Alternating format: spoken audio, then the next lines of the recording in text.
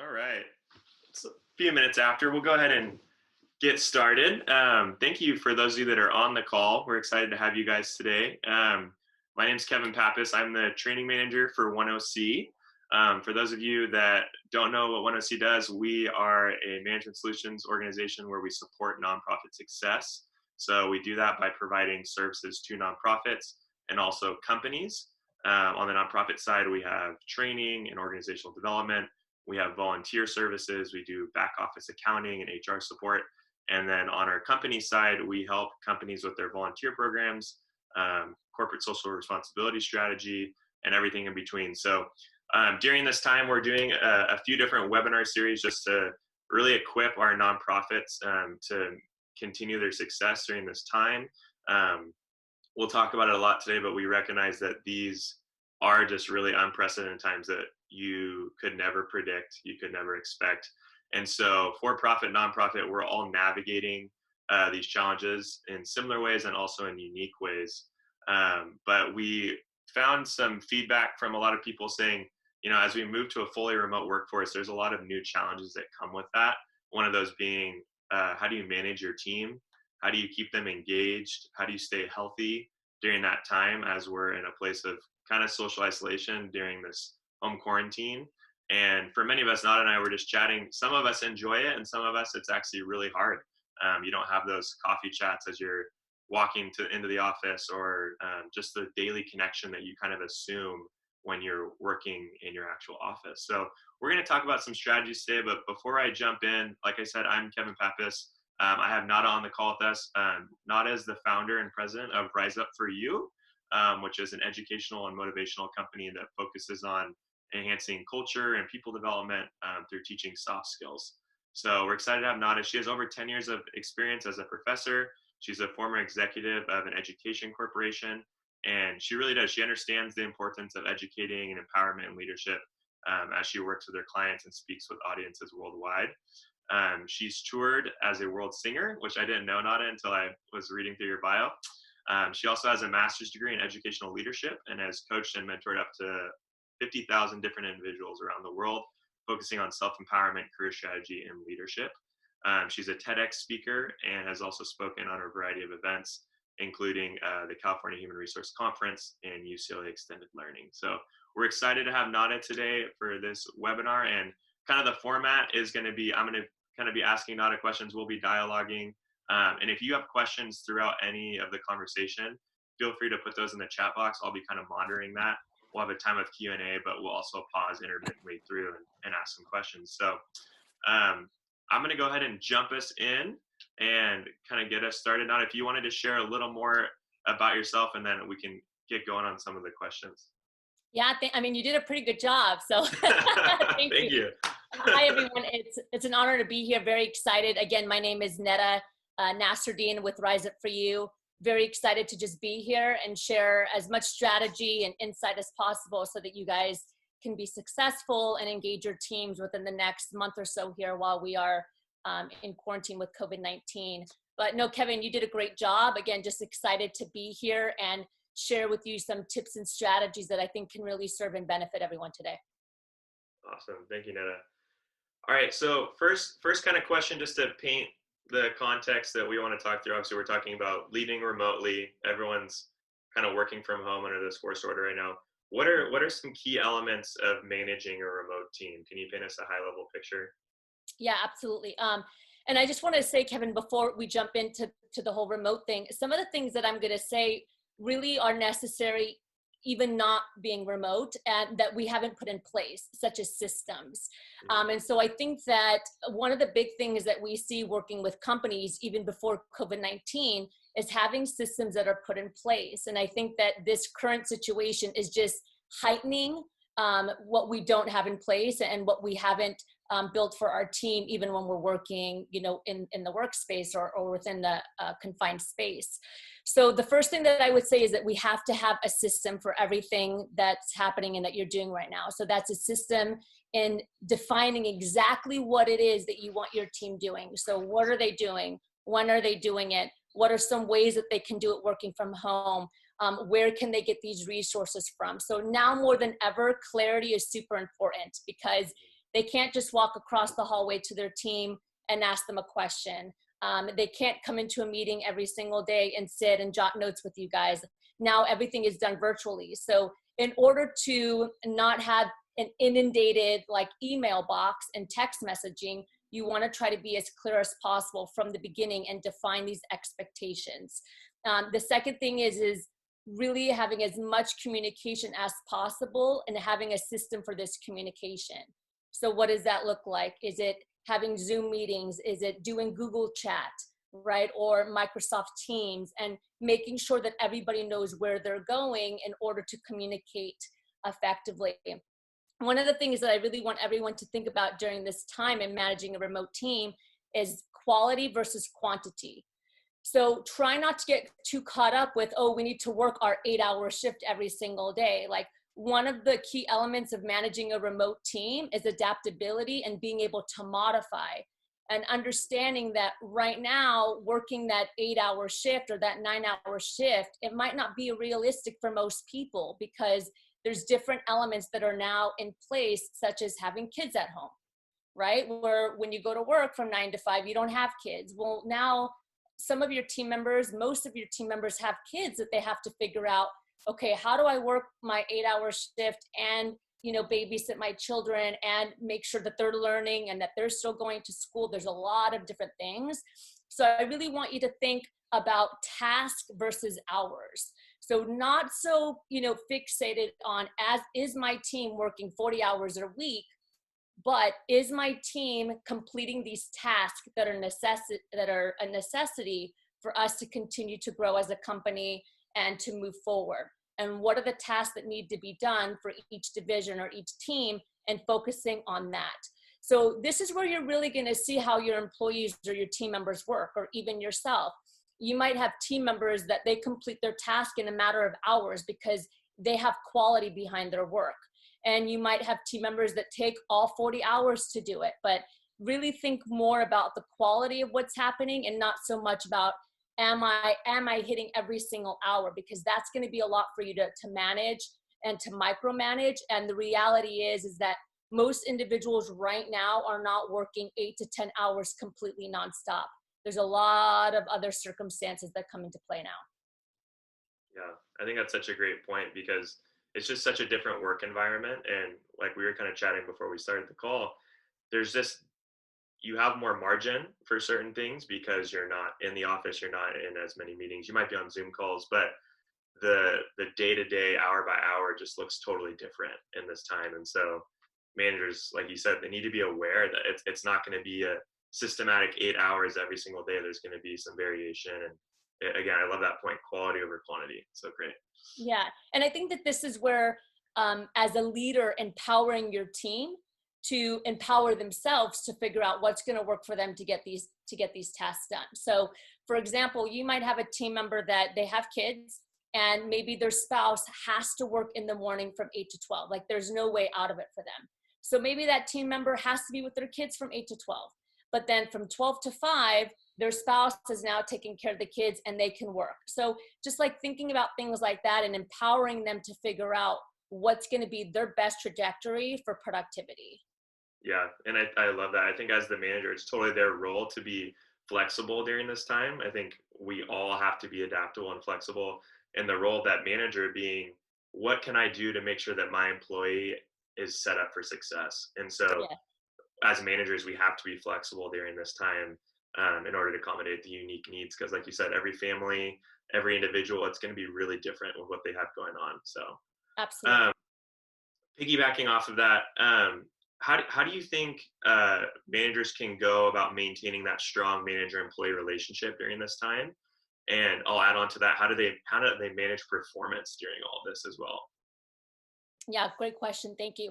So I think now more than ever, like, mentor sessions and support from you as a leader is so necessary, because you have to recognize that when you are in an office or in a workspace, there's a number of different energies that are coming into that space. So as a leader, let's say maybe you're having a day that's a little bit under, you still have other personalities and energies that are contributing to the workspace and that are supporting one another. Well, right now we don't really have that. And so you need to create that energy virtually. So the best ways to support and to continuously engage in these relationships, I would say during this time today, my answer is balance. Okay, so engaging with your team, but in two ways. One that has to do with the workspace, and one that is just simply support. Simply making sure that your team is okay. Simply, providing any support or necessary resources just to help them as an individual. I mean, if you come at them strictly with work, and productivity, in some ways it can cripple your team and your employees, because again, there's so many other things that are happening. It can create an overwhelmness. It's going to be consumption overload, right? The stimulus is just going to be too much. And so I think that as a leader now is a really great time to exercise these people skills and knowing here's what we have to get done in order to help boost the company and move forward. And here are some things that I recognize you need as a team member just to help support you personally. And so definitely mentor sessions now more than ever. This is a great time to do one-on-one coaching or just connecting 15 minutes for each team member every week. Just give them a 15-minute slot where you guys check in one-on-one.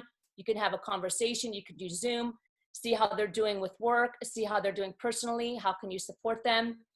Another great way is just doing, and here's the thing, is you have to remember that everyone is a different type of doer. Okay, so everyone's a different type of doer. And so figuring out what is the best way and what's the best support that they need. And we can't pigeonhole the whole team in one box. And so that's why these weekly mentor meetings are so important, because everyone's going to need something a little bit different from you. Somebody might say, you know what, I need more of an accountability partner because I'm not good on my own. Can you give me a team member that can be my accountability partner, that maybe like we do every day, we work like 2 hours just on Zoom together. So not directly, but like maybe we're just on Zoom but we're working, but it feels like someone's in this space with us, right? So really figuring out what it is that each team member needs. And again, I think really bringing that balance of a combination of what needs to be done for work, and then bringing in things that are humorous, that are positive, that can lighten the mood in order to continue to create these relationships. I think now more than ever, this is where employees are either going to respect or pull back from a company, because they're going to see how their leaders are working in times of crisis, right? And so we've already worked with a ton of clients that are like, after this is done, I'm looking for a new job because they are not handling this appropriately. I don't feel safe. I don't feel like there's communication. And we've also had vice versa, where it's like, wow, my respect for my leader has gone through the roof because maybe I didn't, understand them before. And now in times of crisis, they are really pulling it together, and they're bringing positivity, and they are working really well with the team. And so I think this is a great opportunity for you to establish that. 100%. I fully agree. And even those little tricks, like you kind of alluded to, like, hey, I need accountability. I'm used to working in groups. Jump on a Zoom call with one of your team members, and you don't even have to be talking the whole time, but it's just having that human interaction. And something we had talked about yesterday is this is a very pertinent time that we recognize our humanness, meaning we are all in this thing. This is a unique facet that every single person is impacted by the coronavirus. It doesn't matter your background, your race, religion, ethnicity, like we're all being impacted. So I think to piggyback off of that, an important thing for managers to consider is how am I relationally connecting with my employees as humans during this time? Like you said, if it's just work, the engagement piece is going to go down, because these employees want to feel like you're being invested in them more than just the tasks that you're getting done, especially because there's so much going on outside of work. So I think that could look like, asking just simple questions. How's your family doing? How are they handling all this? Are you doing okay? Like we sometimes neglect the power of that simple question. Are you doing okay? We had shared that interesting statistic yesterday, like 70% of an individual's engagement is driven by their manager. And so if the employee doesn't feel like their manager is supporting their specific needs, they're not going to feel super engaged and motivated to work. And like you said, that might just lead to them taking off when this thing kind of mellows out. And so now is a really important time for organizations to be driving engagement and to driving organizational commitment, because when this thing tapers off, people might be looking for other work based off how the organization handled the situation. Yeah, and listen, I'll be transparent. It's not easy, especially if Right. you're the CEO of your nonprofit, or you're the founder of your company, or you're a lead manager or sales development. There's a lot of pressure to make sure that financially the company doesn't go under, right? There's a Totally. lot of pressure to make sure that you're still bringing in income. And so I get it. And they're just, you gotta pull yourself in to find that balance. Even as myself, when I'm working with my team every week, I even have to put myself in check and realize, okay, I know that we still need to bring in income. I still need to make sure that they're producing results. But at the same time, like, I have to, just like you said, Kevin, I have to make sure that I'm still keeping the humanity in this, because the reality is that we are in a pandemic, and now more than ever we need to bring humanity together. And I can't lose that component, because I'm so stuck in, like, I got to bring in money for the company. We can't let the company tank, right? And so it's a hard thing to do right now, but now more than ever we have to do it. And I promise you that your team members will be more productive when you bring both in, because they're going to know that you care about them, and it's going to make them want to work harder for you and the company, so that the company doesn't go under, so that the company does stay afloat, so that the company does get out of this trying time. Definitely. We were chatting yesterday. I was sharing, I'm in an organizational graduate program, organizational psychology, and I'm actually doing some research right now on this theory called leader member exchange, which is Mm-hmm. focused on the idea, what is the relationship between the manager and the employee. And my specific research is on that idea of how that impacts engagement. And we had kind of chatted yesterday, and I want to bring this up for managers to be cognizant of. um, Leader member exchange theory suggests that we as individuals, we don't always do it intentionally, but we form in groups and we form out groups with our employees. Those in group people might be people you're naturally drawn towards. They might be high performers, or you just naturally connect with them a little bit better. And then you have your out group, which is the employees that you maybe don't jive with as well. They're not performing at the top level, so it's harder for you to connect with them and support them. Yeah. There's so much research, like I was kind of showing yesterday, that shows that the people that are in that in group are going to outperform those people that are in the out group exponentially, because they have access to their manager. They form that relational equity. They have support and resources, and they're being checked in on. And now more than ever, because you're not just in the passing by of the office, managers need to be really aware of who's in their out group and how can they spend specific time with them and bringing them into the fold and make sure they feel connected and they're being communicated with. This is what's going on up top in the organization. These are the Yeah. changes we are making. This is how this impacts you. So just reminding all of our managers, be very cognizant of that you're talking to your whole team, not just to the people that you connect with naturally, but everybody. And I don't want to go too much off on a tangent, but you talked about leadership, and then all of a sudden my brain went ding, ding, ding. So just really quick, the greatest leaders are the ones that aren't leading people that are easy to lead. Okay. And so I always take it back to education. It's like, a great teacher is not a teacher that teaches to the kid that's in the front row that wants to learn, that loves to learn. It's the teacher that can reach the kid all the way in the back corner that's messing around, that's not engaged, and that doesn't have excitement to learn the subject. It's the exact same thing when it comes to leadership. It's like, the true test of an impeccable leader is if you can lead and create transformation and inspiration in the team members that aren't motivated, and the team members that you don't necessarily resonate with. This is what we call the leadership challenge, and this is where true leadership comes in. Okay, you're not really exercising your full leadership muscle when you're leading people that already have great work ethic, that Right. already have an innate intrinsic motivation, right? Being a great leader is finding it in other people that don't have it, and then being able to seek and pull out that potential in them. Okay, that was my quick tangent. I love it. It's a great point. We go leadership. Your brain's spinning. Such a good point. Such a good point.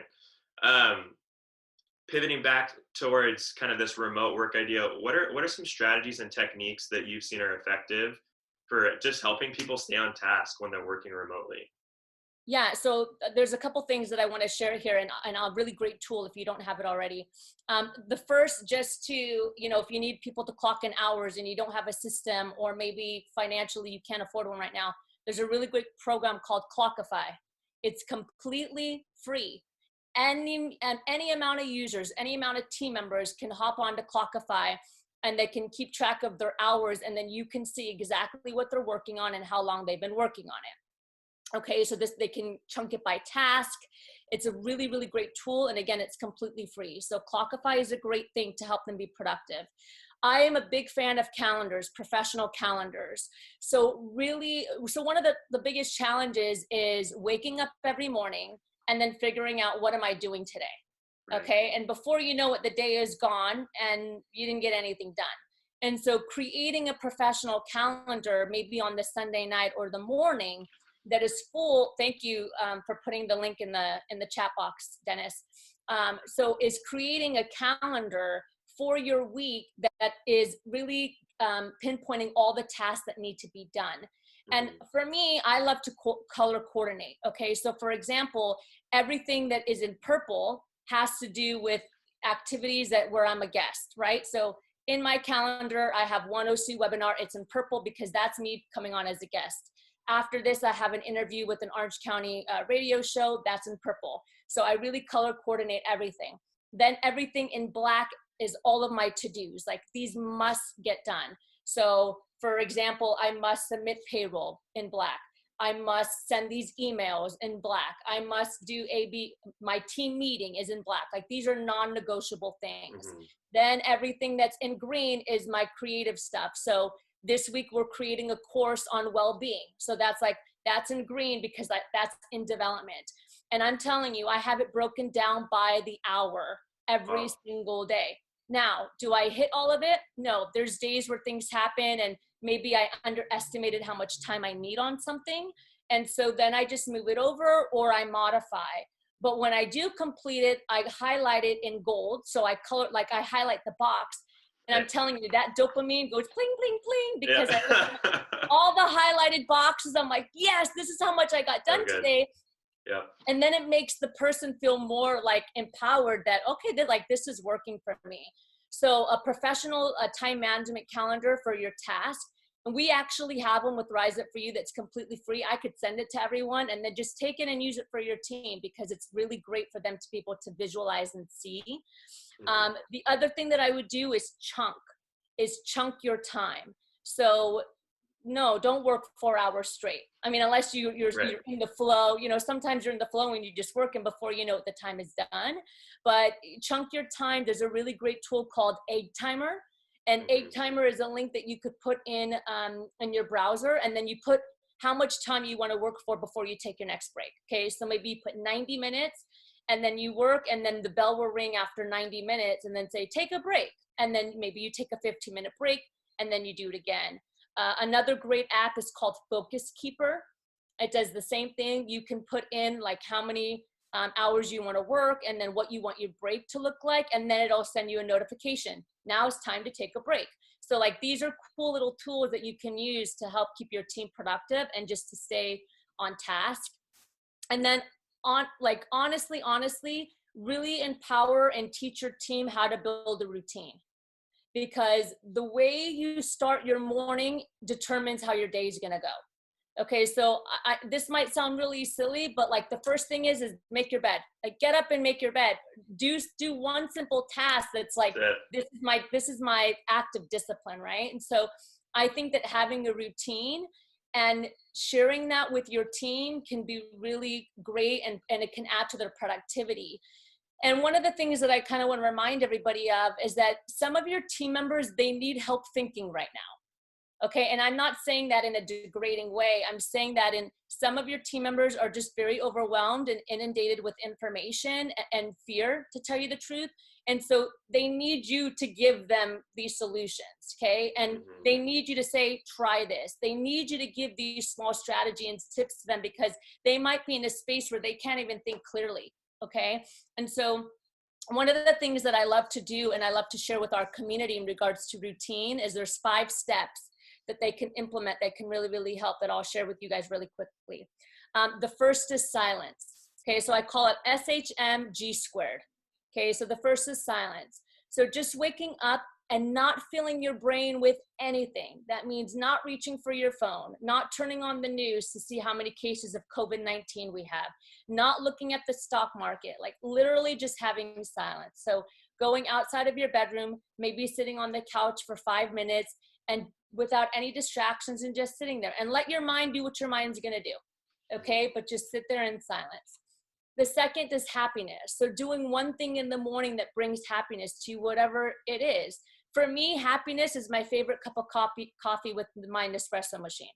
So for me, I'll go have my cup of coffee and I drink that whole thing, and I don't know what it is, but it just makes me so happy. For others, it could be talking on the phone with your mom that's in a different state for 5 minutes. For somebody else, it could be doing like a power dance in the mirror, like just something that makes you happy. Whatever that is, you get to decide. The third is mindfulness. Okay, so this is a great opportunity to practice like a little bit of meditation, or really just doing diaphragmatic breathing. So that's 3 breaths in with your stomach and then releasing it, and just practicing like creating space in your mind. And the fourth, this is the G squared, is doing something that brings growth to you in the morning. So for me, I love to listen to podcasts when I'm getting ready. So when I'm doing my hair, when I'm doing my makeup, I put on a podcast that can grow my mind. I put on TEDx talks. I put on Oprah. I put on like Jay Shetty, some of these incredible people that I love to listen to.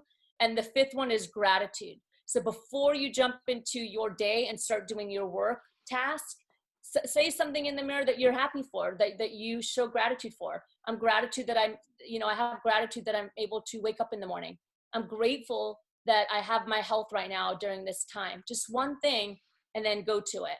These little things in the morning, and I'll be honest with you, I do all of that in like a 45-minute period, right? These couple things in the morning can really make a difference. The first thing I do is make my bed, and sometimes I don't want to, but then I tell myself, okay, how I start my morning is going to determine how the rest of my day goes. And so just passing these little tidbits off to your team and to yourself if you need it as well. Yeah, I love it. Such great points. I mean, even going back to the making your bed thing, it's if you wake up in the morning and you can complete at least one task, you're setting yourself up for success for the day. And so start thinking about those little wins you can give yourself early on, because those are going to empower you and propel you into your day, into the checklist of all the things you have to get done. Absolutely.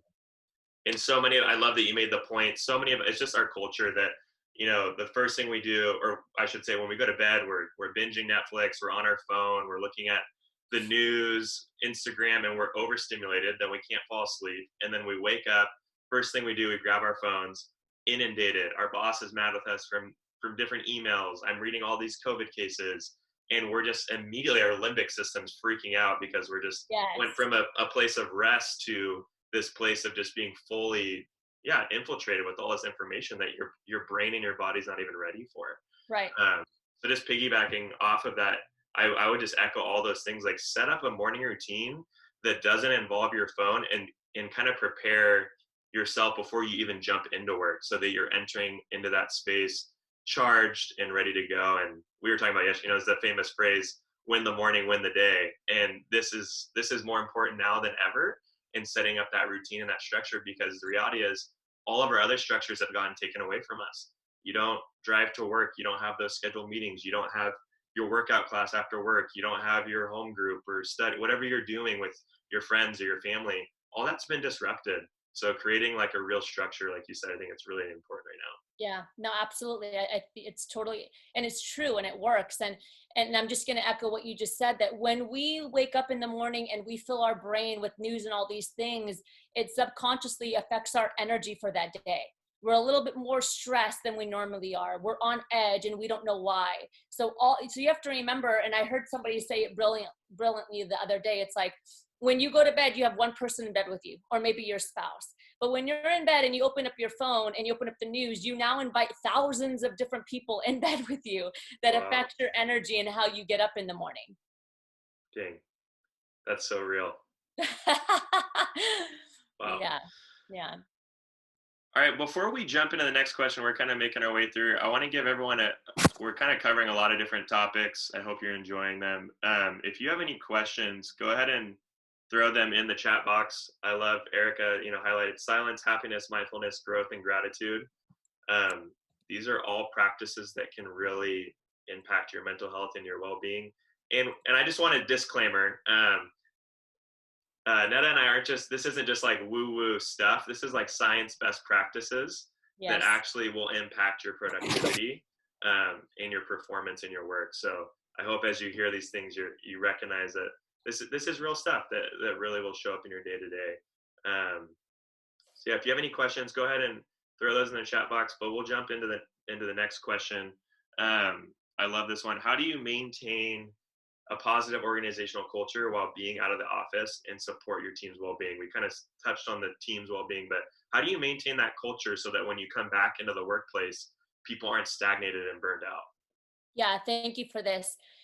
I'm going to be honest with you. This has nothing to do with working remotely or being in an office. It's the same across the board. So team members want three things, okay? And it hasn't changed. They want support from the company they work for.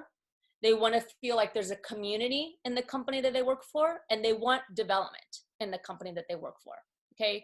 These three things are not changing now because we're working remotely. They just look different. Okay, so how can we provide support? How could we create or maintain community? And how could we continue to develop our team even in this time when I don't see them every single day? And these are the three things that I want you to think about. So for right now, in regards to support, this is where, calling your team members, having emails, incentives. So, and this is not work related. So support is not work related. This is, what do you guys need right now? If your company or your nonprofit is in a good space financially right now, or you're able to afford this, send everybody a digital gift card of $25 that they can use on groceries. Do you know what I mean? This is just one way of support. Send an email once or twice a week that is just positive, that says, we're here with you.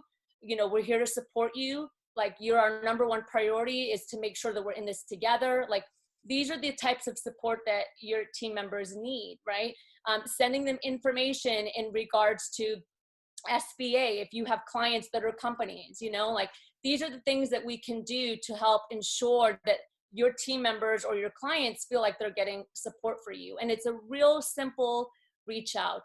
Some of your team members, they need toilet paper. Buy a bunch of toilet paper and have it delivered to your team members, or bring it into the office and do, every hour somebody comes up and picks up a pack of toilet paper. Like, these are small things that you can do that just show support in this time for right now. Okay, so that's the first thing, is support. The second is still creating a community. So there's a couple things that you can do that you may be doing or that you may not be doing. But the first is doing like a digital happy hour, right? Or digital networking. So off hours, getting all your team members and saying, hey, bring a glass of wine and let's just talk and see how everyone's doing. Let's get to know each other on a personal level. Or bring a cup of coffee in the morning and, before we start our work day, let's just hop on and see how everyone's doing, right? So just a digital networking hour. I love the get to know your team. So I just posted a link on LinkedIn about getting to know your team and doing like a team spotlight. So creating some fun and lightheartedness during this time, having a team member, like every week, you can do 2 to 3 team members where they record a 30-second video. It says what their name is, what division they're in, or what their role is, and then 3 things that you wouldn't know by looking at them. Okay, and then you take that 30-second video and you put it in email, and it's just a team spotlight. We're getting to know our team members. Here's a team spotlight, and now you have the video of that team member. So for example, my name is Lena Nasruddin. I'm the CEO and founder of Raisa for You. 3 things you wouldn't know about me. I broke my nose 3 times. I climbed Mount Fuji in a typhoon, and I'm a whole plant-based vegan. Send it off. Now that's fun because people can then relate to one another as a team in ways that they wouldn't have done before, because maybe it was too professional or you didn't have the time. And these are ways of connecting your team and kind of keeping the culture fun and uplifted during this time of uncertainty and scarcity and fear. Okay. This is a great opportunity to also create new leaders in your company. Okay. So finding some of these individuals that maybe have been taking a back seat, and to give them a leadership role that's in charge of creating like connective groups. Okay, so bringing on new leaders and saying, you're going to be in charge of creating fun activities that we can do this week. Maybe next week you have a new leader. You're going to be in charge of creating a socializing hour this week, and see what they do and see what they come up with. But it's a great opportunity to see how creative your team members are and giving them a little bit of power during this time so that they can help you bring the team together. So that's community, just some ways for community. And then the other thing that I put down is the development piece. So people want development and they want growth. And even now, people want it and they need it. So they're saying right now that like online courses and webinars, I mean, they're jumping through the roof because team members and individuals are taking the time to like learn a new skill, or maybe do a passion project that they didn't have time to do before, or maybe like reflecting on what their next steps are as a professional in your company. And so I think that this is a really great opportunity to send them resources where they can get developed. And, you know, hint, hint, hint, one of the challenges that we have as companies is that people say, oh, we can't afford this. We can't afford training. We can't afford to send all of our team members to this class. Well, do you know how much free stuff is out there right now that you can send the link to your team and say, this is a great training session. This is a great way to develop, and you don't have to pay for it. So capitalize on the opportunities that are happening right now that are completely free. So I know, Kevin, we're going to talk about this a little bit later, but Raisa for You just launched a whole success club. It's a 6-week program that's live and interactive with our instructors, completely free for working professionals. And it's covering everything from soft skills to technical skills in the workforce. So like, these are the kind of things that you can find that are free. Yale just launched a well-being course that's completely free. It has almost 1 million people that have signed up for it. So take the opportunity to send these links to your team to help them continuously develop. Yeah, those are such great points. And those 3 kind of pieces are definitely what all associates are looking for across the board. And I love that idea of finding development opportunities, because that is going to be such a driving factor in your engagement. And we have to get really creative. So as you think about maintaining your organizational culture, that culture derives from your values. So look at your values during this time and figure out, how do we want to live out our values in this particular time period? Like, those 3 principles are the same, but we are in a different context. We are in a different time. So get creative. Like Netta said, figure out, is it a coffee chat with your coworker on Zoom? Is it a happy hour? Whatever it is, there's so many different creative strategies. So I love all those things. We had a couple questions coming in. I think this is a great one. We are on Zoom or GoToMeeting all the time now. How many Zoom check-in meetings for all staff a week is too many? I think if you're doing more than 2 that has to do with the entire staff that's driven, company driven, that's too much. So definitely you're going to want to do one at the beginning of the week just to set the tone for the week. Okay. And then honestly, I would say that you can probably get away with that. If anything, you can do a Friday meeting, right? And this is where you can do like the networking meeting with, bring your favorite drink or whatever. And it's just a recap. Okay. So Monday in the morning to set the tone of the week, and then a Friday Zoom, like around 4:30, bring a glass of wine, bring your coffee, bring your water, whatever. And let's just see how everyone was this week, any challenges, anything that you need from us that we can provide for the following week.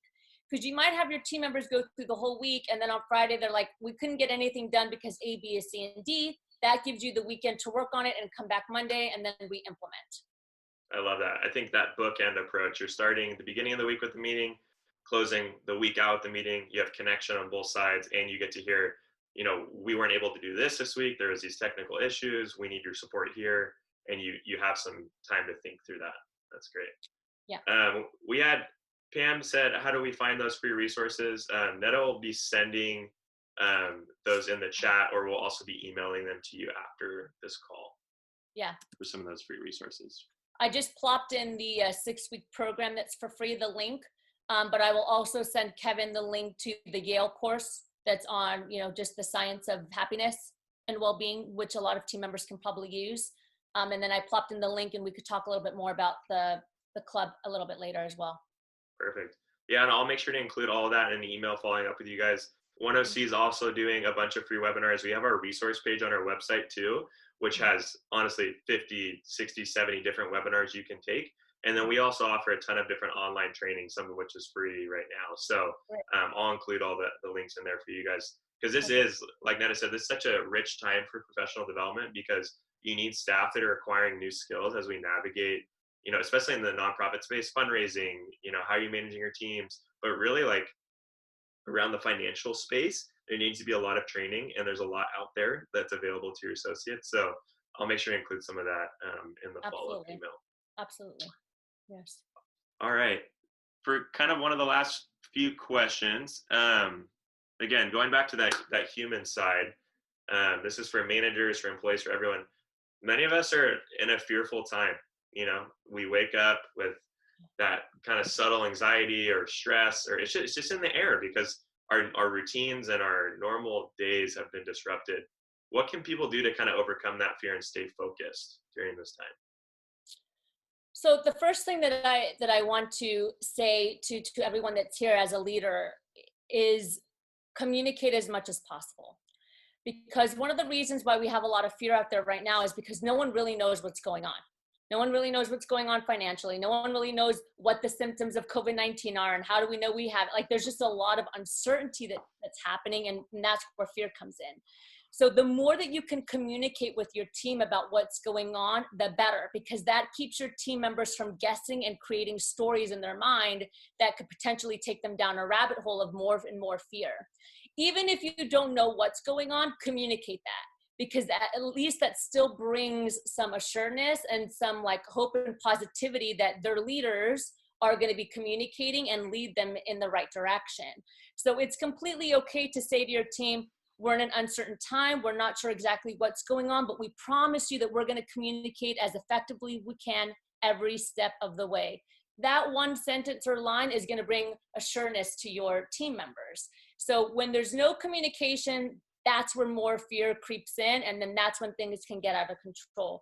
So try to communicate as much as possible and infuse inspiration into that. So if you don't have good news, try to put something positive in it. Try to say, we understand it's a tough time right now. We're here with you. We're feeling the same thing that you're feeling. We're going to do our best to support you. We're going to do our best to make sure that we stay together as a team. Like, this is where the inspiration has to come in along with the communication. That's the first thing. The second thing is helping your team reframe. So I know we're hearing a lot of, oh, we're in quarantine, we're put in lockdown. Trying to reframe these words of quarantine and lockdown to isolation, for self-reflection, for productivity. These are better words, and helping them reframe the mindset. So, trying to say, hey, you're not in quarantine, but you're in isolation so that you can self-reflect. We're in isolation so that we can be more productive. We're in isolation so that we can reconnect with our family and our friends and humanity. And just reframing that alone. I mean, I had an epiphany today when I was getting ready. It's like, every year I travel out of the country to Thailand, Norway, Japan, all these different countries to self-isolate and reflect. Wow. And this morning I was like, I don't need to do that this year, do I? I don't need to go to a different country to get away and self-isolate. I can use this time of being at home to do the same thing, to turn inwards, to figure out what my next steps are, to understand, like, what are my next, what's my 2.0 action plan once I get out of quarantine? And your team can do the exact same thing if you help them reframe it. But again, right now we're in a time where you need to help your team reframe their mindset and their ideas. They might not be able to do it by themselves. Yeah, that's such a great point. And it's crazy how even the language you're using around this of, being in quarantine or being in lockdown, that word lockdown has such a schema associated with it. It feels like prison, that's what you hear. Oh, I'm in lockdown, I'm in jail. Yeah. So how can we kind of reframe our language as leaders and as managers, not to be in denial of the situation, but to be optimistic and to be encouraging and using language that actually lets people like, we're going to be all right. Because the reality is, as a manager, you assume a leadership position. People are looking to you, not just for how you do your technical job, but how you're going to lead them in this organization in this time. And so, over communicating, like you said, this is where we're at. And it's okay to be transparent. Obviously, when it's lonely at the top sometimes and you can't communicate everything, but for those of you that are in senior leadership positions, this is a time to be transparent and to be honest with what's going on. Because like Netta said, that ambiguity or the uncertainty is what creates that fear. And so the more communication we can have now, the better. Absolutely. Before we jump into our last bit of Q&A, do you want to tell us a little bit more about the new program you recently launched, Netta, and the resources that people can listen to and jump on today? Thank you so much for that. Yeah, so, we understand in the workforce that it takes the combination of not only the technical skills, but the soft skills. And now more than ever, these soft skills are needed, because soft skills is that emotional and social intelligence, the ability to adapt, the ability to have intrinsic motivation to be productive. I mean, this is where we're seeing the soft skills really come into play. And so we just launched 2 days ago, the Rise Up For You Success Club. It's completely free. It's a 6-week program. And there's going to be 3 live sessions every single week. There's a whole library of resources. And it's a fusion of both the technical skills for your career and soft skills. So we're going to be talking about things like career confidence, how to use video in order to enhance your company, public speaking tips. So how to speak not only in the public, like in a presentation format, but on video, in a podcast. We're going to be talking about company branding, sales tips and development, career confidence. So we're really merging the two, as well as mental health, well-being, emotional and social intelligence. So this is a perfect opportunity to develop your team completely free, and it's not automated. So everything is alive. And so they'll be working with Rise Up For You team members and coaches and instructors. So they'll have that connectivity. And we already have community members from around the world. So it's a great space for your team members to connect with other people and potentially create more lead generation. Who knows? So yeah, the link is in the bio, and it's completely free, 6 weeks. And we hope that you guys can join us. Awesome. Thank you, Netta. Well, we'll give you guys another minute before we log off, but if you have any questions for either of us now related to any of this, how do you manage your remote workforce, how to maintain that employee engagement during this time, maintaining that emotional and psychological health while we're in quarantine, not lockdown, go ahead and put those in the chat box. We'll give you a minute to do that right now. Yeah, absolutely. So yeah, I just want to reiterate, thanks for having me here. I think that it's really important. And, it's interesting because for so long, we've been talking about artificial intelligence. What are we going to do when AI hits? What are we going to do when AI hits? How is the workforce going to adapt? Well, little did we know that a pandemic was going to come by and completely do the opposite. And now we have no choice but to adapt, right? So in some ways, this is taking the fear out of artificial intelligence, because now we know how to adapt. We know, and we're learning what we need to do in a remote workspace. Totally. It's no one could have predicted it besides Bill Gates. Somehow that man had some insight into this whole thing. But yeah, it's forcing the workforce to adapt really quickly. And especially I'd say in the nonprofit space, we've always kind of been a little behind technology wise. And we're having to catch up to speed, and we're having to learn how to leverage these tools in a way that we probably wouldn't have if we didn't have this challenge. Yeah, absolutely. Absolutely. I think there's a question here from Dennis. If you don't mind, Kevin, me reading it, it just popped up. Besides Zoom, do you recommend other meeting software for nonprofits? Google Hangouts is a great place as well. Teams in Microsoft is great. Those are the 3 that I'm a huge fan of. I really love Zoom because you can have a free platform, or I think it's like $14 a month, and you have all these capabilities to do with it. But Zoom, Google Hangouts, Microsoft Teams. I don't know. Do you have any other suggestions, Kevin? Yeah, those are all great. Zoom, I know you can do 40 minutes for free, and then after that, they kick you out if you're not paying for it. But I know WebEx from Cisco, they have unlimited call time, and you can have as many people on there, and it's really easy, super user-friendly. So we've been recommending that to all of our nonprofits. Yeah. And if you want to go this way, you could even create a Facebook group for your company, and have them log on to Facebook and do a live stream, where you can talk with them. That's one opportunity of just if you're hosting the meeting by yourself. But yeah, there's some different things out there that you can use for sure. Yeah, and in terms of communication tools, we kind of touched on it, but Microsoft Teams, if you already have the Microsoft Suite kind of purchase for your nonprofit, it's included in that. If you don't, Slack is a great resource as well. I think you can have up to 50 or 100 different people on it before they charge you in Yes. different channels and all that. So totally recommend Slack.